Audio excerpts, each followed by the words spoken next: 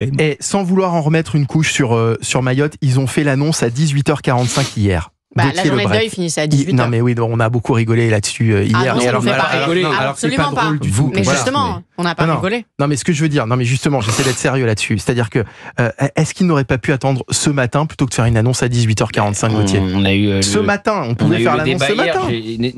Je ne change pas encore d'avis comme de chemise, donc je vais répéter. Vous avez changé de chemise. J'ai changé de chemise, absolument. Oui, je vous confirme. Non, j'ai l'impression que c'est la même Non, qu'hier. c'est d'autres rayures, mais ce n'est pas la même. Il n'y a que des chemises rayées. Voilà. Je t'en prie. Vous êtes accordé avec M. Roy ? On je cherche un truc, des stylos, je cherche un truc très méchant à propos du gouvernement, mais je vais vous le trouver, ne vous inquiétez pas. Je cherche une chose très méchante. Oui, d'accord. Bon, alors non, mais j'essaie de comprendre sérieusement parce que encore une fois, c'est très sérieux ce que j'allais vous dire. Première passation de pouvoir. Donc, parce que vous m'avez quand même posé une question avant d'avoir des interruptions incessantes. Parce que la réponse n'est pas forcément. Allez-y. Bon, c'est possible de tenir un propos un peu cohérent et un peu haut de gamme dans cette émission ? Non. Alors, pourquoi ils ne l'ont pas annoncé ce matin ? C'est la grande question. Évidemment que ça aurait pu être fait, une annonce à 8h30 et les passations dans la foulée, 10h. Pour que ça soit réglé avant midi 13h. Ils ne l'ont pas fait et résultat, Mayotte est complètement éclipsée depuis hier soir. Mais ça veut dire quoi ? Ça veut dire qu'ils s'en foutent en fait ? Non, ils ne s'en foutent pas, mais...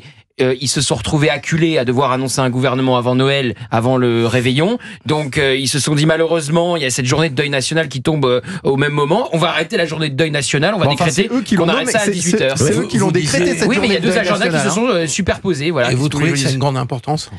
Dans le symbole. Dans 2 jours, on aura tous oublié. C'est intéressant. C'est un drame, ça, ce que tu dis. Dans 2 jours, on aura tous oublié quoi ? Non, l'histoire du double calendrier entre Mayotte et les... Pas les Mahorais, pas la députée. En réalité, ils devaient nommer le gouvernement il y a 2 jours, mais comme il y avait une divergence entre M. Darmanin et M. Lecornu, eh bien, c'est ça qui a décalé. Mais à l'origine, on devait... Non, pas M. Darmanin et M. Lecornu, M. Darmanin et M. Barrot sur le Quai d'Orsay. Oui, vous avez raison. Et c'est ça qui a décalé. Mais à l'origine, on devait, je vous demande, et merci de me les préciser aussi spontanément, on devait l'avoir il y a 3 jours. C'est ça qui a décalé plus qu'autre chose. Alors, il y a eu peu de fuites finalement sur ce nouveau gouvernement. On savait presque tout de ce qui était important. On avait Gauthier Lebret avec vous. Sur les dernières heures, ce que je veux dire, c'est qu'on l'attendait depuis une dizaine de jours. Il y a eu peu de fuites. on l'a pas vu venir. On l'a pas vu venir. Et effectivement, hier, vous m'avez même dit qu'une personne, Gauthier Lebret, proche d'un ministre, vous avez contacté pour avoir des infos. Ouais, cette ministre est restée au gouvernement. C'était dimanche, il y a quelqu'un, donc l'un des principaux collaborateurs d'une ministre qui est restée en place, qui n'avait aucune information sur sa ministre et qui m'a demandé Gauthier, est-ce que vous n'auriez pas des informations sur ma ministre ? Le monde à l'envers. Et il y a le ministre des Transports, on l'a appris, il a répondu à un journaliste d'LCI, qui a appris sa nomination à la télévision, Monsieur Tabarot, et qui n'était pas au courant, personne ne l'avait appelé pour lui dire qu'il allait devenir ministre des Transports. Il a appris ça à la télévision. Sérieusement, l'émission porte bien son nom. Pour le coup, on marche sur la tête. Il savait que son nom circulait, il savait que c'était une possibilité. Ce sont les ministres qui appellent les journalistes maintenant. C'était déjà arrivé. Personne ne l'a arrivé qu'il y a un ministre qu'on ait oublié de prévenir un ministre avant sa nomination. Ah oui, il y a 35. Plus. Il faut en passer un coup de téléphone. Non, il y en a 35. Non, mais je vais vous dire d'autres choses. C'est pas qu'un ministre. Donc là, vous voyez, je vous donne un exemple précis avec une ministre qui a été reconduite et qui avait aucune nouvelle dimanche. Il y a un ministre qui a été reconduit. Il avait aucune nouvelle. Bon, il se dit si j'ai pas de nouvelle, bonne nouvelle, je vais être reconduit. Mais il a regardé sa télévision pour être certain qu'il était reconduit. Et il n'avait pas été appelé. Et une autre information, il y a une lettre qui a été envoyée à tous les ministres démissionnaires et particulièrement à ceux qui n'étaient pas reconduits, une lettre de François Bayrou pour leur dire qu'il comprenait la frustration de ne pas être reconduit, que lui-même n'avait fait qu'un petit mois comme garde des Sceaux. Et bien cette lettre, les journalistes l'ont reçue avant les ministres démissionnaires. Et donc en fait, ils n'ont même pas eu le temps de la recevoir pour la lire, ils l'ont lu sur les comptes Twitter des journalistes qui ont publié la lettre. Vous nous dites, il y a un ministre qui a fait ci, un ministre qui a fait ça, mais pour le moment, vous nous donnez aucun nom. Je vous le donnerai jamais de nom parce que sinon j'aurai plus d'informations. Je vais retirer ce que j'ai dit alors en début d'émission à votre sujet. Ceux que vous citez, ils ne risquent pas de vous donner des informations s'ils ne savaient même pas qu'eux-mêmes allaient être ministres. Il y a d'autres informations. Je plaisante. Bon, c'est quand même, excusez-moi, très bas de plafond et que vos commentaires. Excusez-nous Depuis hier, on connaît enfin la composition du nouveau gouvernement de François Bayrou. L'équipe est donc composée de 35 ministres, dont 18 femmes. et 4 ministres d'État. Ouais. C'est le retour des ministres d'État aussi au gouvernement. Oui, parce que c'est le retour d'anciens premiers ministres. Donc quand vous êtes un ancien premier ministre et que vous revenez au gouvernement pas comme premier ministre, on vous donne du ministre d'État pour signifier que vous avez un statut à part. On peut rappeler ce que c'est d'ailleurs pour les auditeurs qui nous écoutent, les auditeurs d'Europe 1, ce que c'est qu'un ministre d'État. C'est purement protocolaire. Ouais, c'est honorifique. Ça ne donne aucun pouvoir supplémentaire à ce ministre. C'est-à-dire que ministre d'État, c'est un titre, c'est honorifique, c'est protocolaire, c'est vous permet d'être dans l'ordre protocolaire tout en haut de l'ordre du gouvernement, mais ça ne donne aucun pouvoir spécifique. C'est simplement symbolique. On indique par là que vous avez été une personne éminente, c'est-à-dire Premier ministre, et que vous avez accepté dans votre parce que Bruno Retailleau est ministre d'État.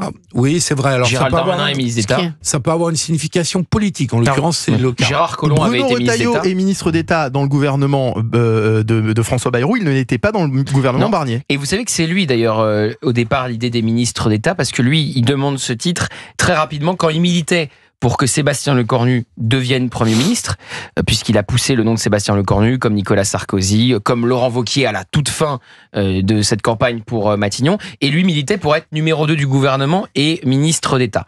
Et donc il n'est pas numéro 2, mais il est ministre d'État du gouvernement donc de François Bayrou. Et il n'y avait pas eu de ministre d'État depuis le début du quinquennat d'Emmanuel Macron. Il y en avait eu quelques-uns en 2017, il y avait de mémoire Nicolas Hulot qui était ministre d'État, il y avait donc Gérard Collomb qui était ministre d'État, et après Emmanuel Macron, dans les remaniements qui ont suivi, avait abandonné cette appellation pour donc qu'elle revienne aujourd'hui avec François Bayrou. Bon, j'ai eu votre avis sur le gouvernement de François Bayrou. J'aimerais l'avis à présent des auditeurs d'Europe 1. Que pensez-vous de ce casting ? Bien sûr, vous nous appelez 01 80 20 39 21, mais on est aussi allé à votre rencontre pour vous poser la question. On va écouter justement votre avis sur ce nouveau casting gouvernemental. C'est un peu refaire du neuf avec du vieux, j'ai l'impression. J'ai l'impression qu'on essaie de les recycler. D'un autre côté, on peut le comprendre parce que peut-être qu'ils préfèrent faire appel à des valeurs sûres plutôt qu'à des nouveaux qui risquent de se faire tout de suite censurer à la première loi qu'ils vont vouloir faire passer. Donc là, avec des gens qui ont quand même de l'expérience, c'est peut-être ça qu'il a voulu privilégier. Il n'y a pas beaucoup de surprises. Ça n'a pas bien marché avant. Est-ce que ça marchera mieux ce coup-ci ? On verra bien. C'est étonnant, mais il faut quand même qu'on en sorte, quoi. Même si c'est pas génial, mais bon, il faut quand même en sortir, on va pas changer de gouvernement sans arrêt. Ce qu'il y a de dommage, c'est que la partie des socialistes qui serait tentée n'a pas osé franchir le pas et participer au gouvernement. Il faudrait faire un front uni pour lutter contre, je dirais, le chômage et la situation économique améliorée fortement. C'est même pas que ça va pas tenir, c'est que je pense que les Français n'ont pas été écoutés et entendus. On ne veut pas de ce gouvernement-là. Enfin, c'est des personnes qui ont déjà fait des choses pour la France et qui n'étaient plus en place, il y a une raison.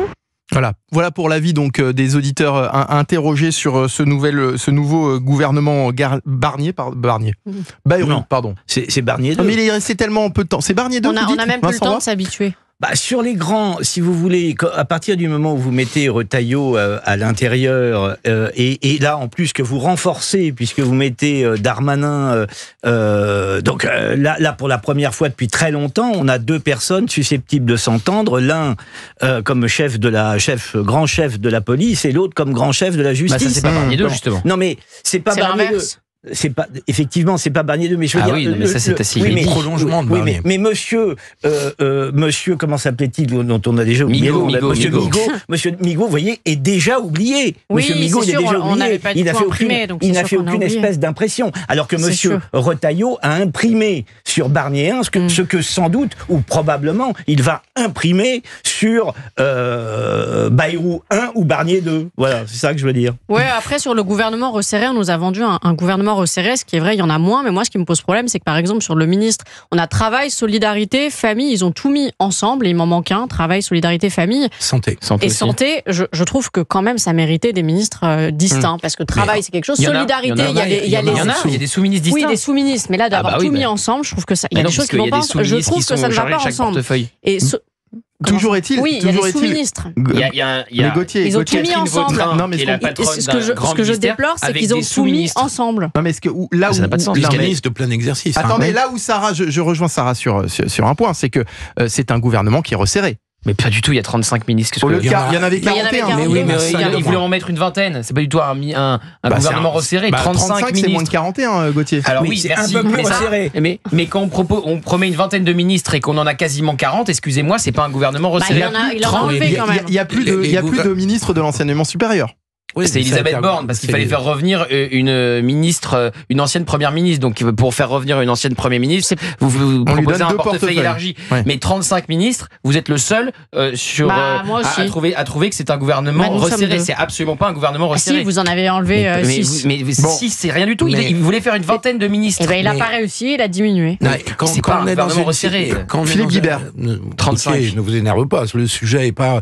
Quand vous avez un gouvernement à faire où vous devez satisfaire plein de sensibilités mais là, il a à l'intérieur de ce qui n'est pas votre majorité, mais qui est votre socle minoritaire minimum, vous devez donner des postes à toute une série de sensibilités politiques. Et donc, vous ne pouvez pas faire un gouvernement resserré. Vous pouvez faire un gouvernement resserré que quand vous avez une majorité compacte et homogène.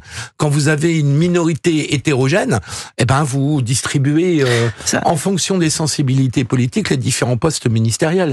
C'est ça le fond du sujet.